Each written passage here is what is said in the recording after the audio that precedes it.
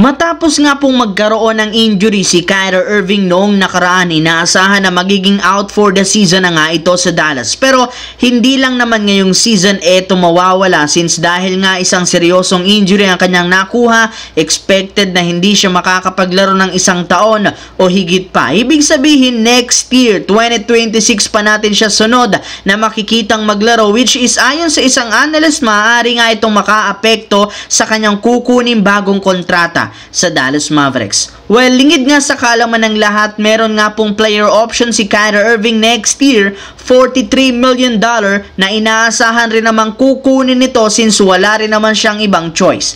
Ang problema, masasayang nga po niya ang pagkakataon na makakuha ng isang max extension sa Dallas Mavericks na nagkakahalaga ng 4-year, $240 million.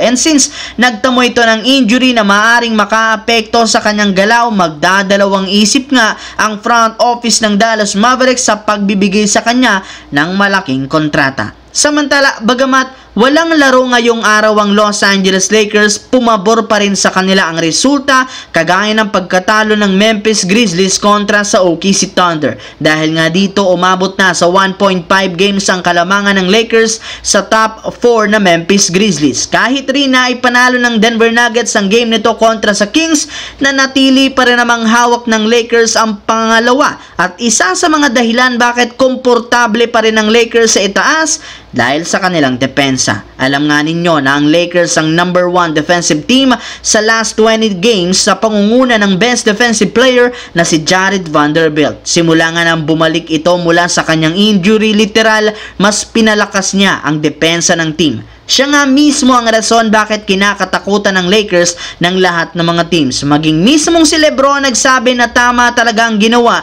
ng kanilang coaching staff na hindi nila sukuan ang kanyang kakampi na si Jared Vanderbilt. Kung inyo nga matatandaan, halos mag-iisang taon nga itong hindi nakapaglaro dahil sa injury, at simula nga po nang makabalik siya, binago talaga nito ng husto ang intensity ng depensa. Hindi rin naman nagkamali si LeBron sa pagsabi niya noon na once na makumpleto ang mga player ng Lakers, dito na lalabas ang tunay na potensyal ng kanilang team.